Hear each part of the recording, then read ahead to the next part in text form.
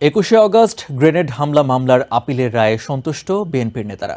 রবিবার ব্রিটেন থেকে পাঠানো এক বিবৃতিতে দলটির মহাসচিব মির্জা ফখরুল ইসলাম আলমগীর জানান, ঐতিহাসিক এ রায়ের মধ্য দিয়ে আবারও প্রমাণিত হল যে তারেক রহমানের বিরুদ্ধে আনা সব মামলাই রাজনৈতিক ষড়যন্ত্রমূলক ছিল।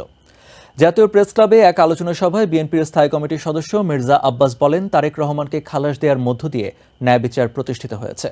তিনি দ্রুতই বাংলাদেশে ফিরবেন বলে জানিয়েছেন দলটির আরেক নেতা ডাক্তার AZM জাহিদ হোসেন।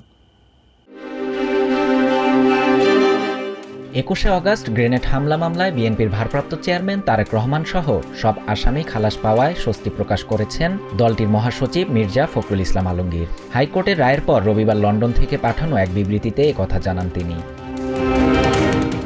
মির্জা ফখরুল জানান, এ রায় প্রমাণ হল আওয়ামী ফ্যাসিবাদী সরকার রাজনৈতিক উদ্দেশ্য প্রণোদিত হয়ে ওই মামলায় তারেক রহমানকে অভিযুক্ত করেছিল। ঐতিহাসিক এ রায়ের মধ্য দিয়ে আবারও প্রমাণিত হল যে তারেক রহমানের বিরুদ্ধে আনা সব মামলাই রাজনৈতিক ষড়যন্ত্রমূলক।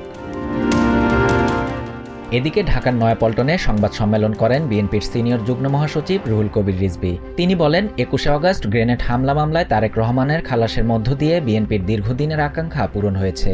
জাতীয় প্রেস ক্লাবে আয়োজন করা হয় স্বাধীনতা, গণতন্ত্র ও ভোটের অধিকার শীর্ষক এক আলোচনা সভা। এতে বক্তব্য রাখেন বিএনপির স্থায়ী কমিটির সদস্য মির্জা আব্বাস।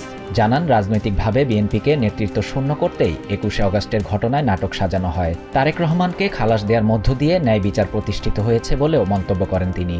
অতি দ্রুত তারেক রহমান বাংলাদেশে ফিরবেন বলে জানিয়েছেন বিএনপির স্থায়ী কমিটির আরেক সদস্য ডাক্তার AZM জাহিদ হোসেন। জাতীয়তাবাদী মুক্তিযুদ্ধ প্রজন্মের ২৮তম প্রতিষ্ঠাবার্ষিকী উপলক্ষে জিয়াউর রহমানের সমাধিতে শ্রদ্ধা জানানো শেষে একথা বলেন তিনি। ওদিকে ২১শে অগস্ট হামলা মামলা থেকে তারেক রহমান খালাস পাওয়ায় কেন্দ্রীয় কার্যালয়ের সামনে আনন্দ মিছিল করেছে বিএনপি। মিছিলটি রাজধানীর নয়াপল্টন থেকে শুরু হয়ে বিভিন্ন সড়ক ঘুরে আবারও নয়াপল্টনে গিয়ে শেষ হয়। শাহরিয়ার সাফাত, TVN 24 নিউজ ডেস্ক।